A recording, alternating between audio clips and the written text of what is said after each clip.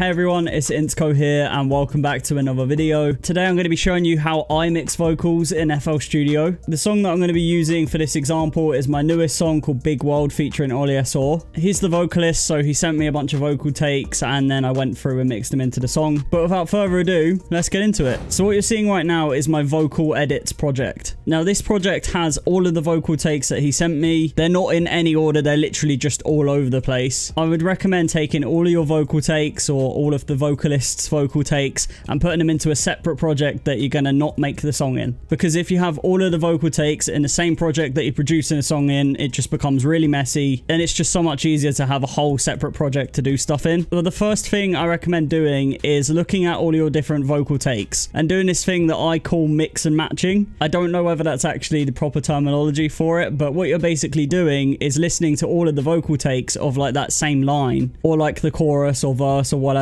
and then you're picking out your favorite parts from each vocal take. So for example here you can see that this one actually consists of like a few different audio files cut and put together. So the ones in red are one vocal take, but then these certain words, I like the sound of them better in a different vocal take, so I cut those specific words out and then put them all together to make a perfect take. And then once you've done that, now's the stage where you actually have to tune everything. You have to be an absolutely incredible singer to hit every note perfectly. So no matter how good any vocalist says they are, everyone always needs just that little bit of tuning. And in FL Studio, we do that in a plugin called Newtone. So let me show you that. So I've got one of the raw audio files and all I have to do is double click it to load it up like this. And then I go onto the mixer, I come over here, I press N to go to the Newtone, which is there. And then I have Newtone here and all I have to do is drag this file like this. This looks a little bit confusing if you're not familiar with it. And this isn't a tutorial on Newtone, so I'm not going to go into mega detail. I'm just going to help you understand it so you know what you're doing. But the first thing that I always do is I press Ctrl A to highlight everything, and then I just right click in the middle of one of the notes,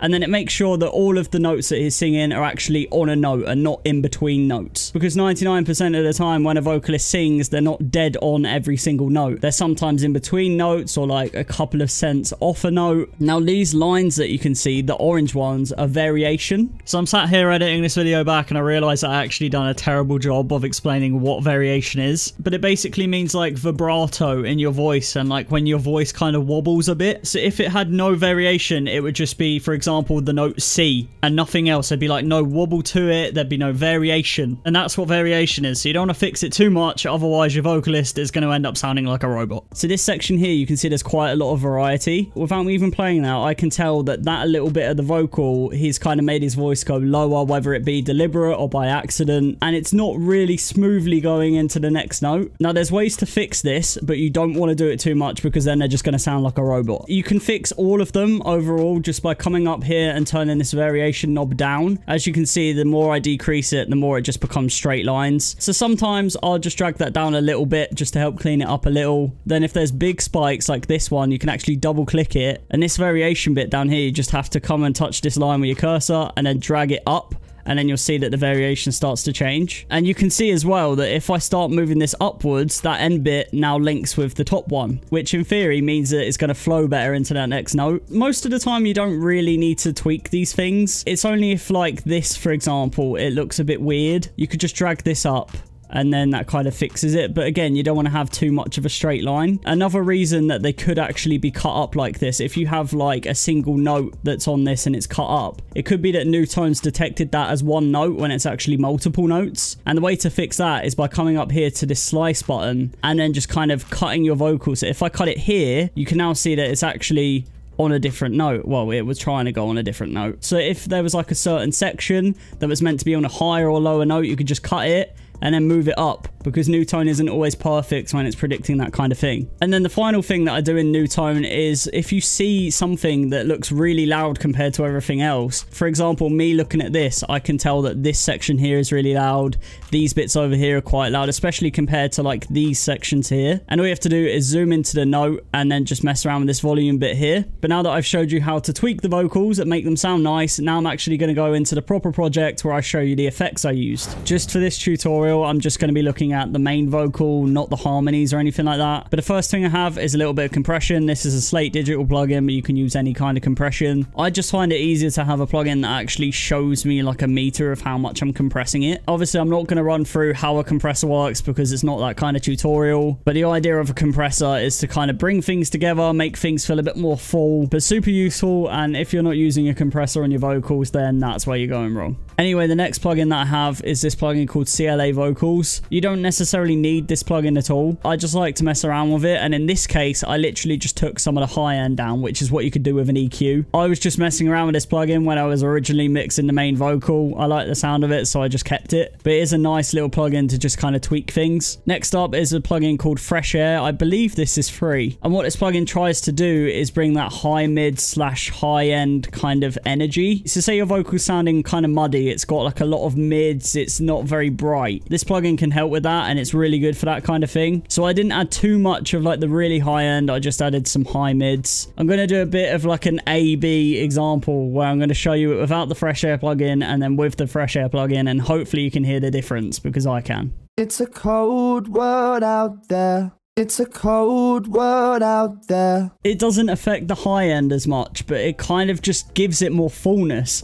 I can't even explain it. It's definitely this mid section that I was on about, the kind of high mids, but it just makes it feel so much more full. So I really do recommend that plugin. Even if you don't end up using it in your final mix, it's just a great plugin to mess around with. Next up on the plugins is a de-esser. If you don't know what a de-esser is by now, get to know it. It's probably one of the most important things to add to a vocal chain, especially if your vocal takes have a lot of really loud S's and T's. Obviously, this is all dependent on how close you are to your mic or what kind of microphone you have. But even sometimes if it's just a little bit too loud or sticking out a little bit too much, using a de-esser really helps that. If you're interested in getting some free automatic de-essers, I've left some links in the description for that. The way that I do de-essing though is actually with an EQ, and it's a special free EQ that I have, and I'm going to be speaking more about that in next week's video. So for now, I'm just going to kind of brush over de-essing and move on to the next thing that I did.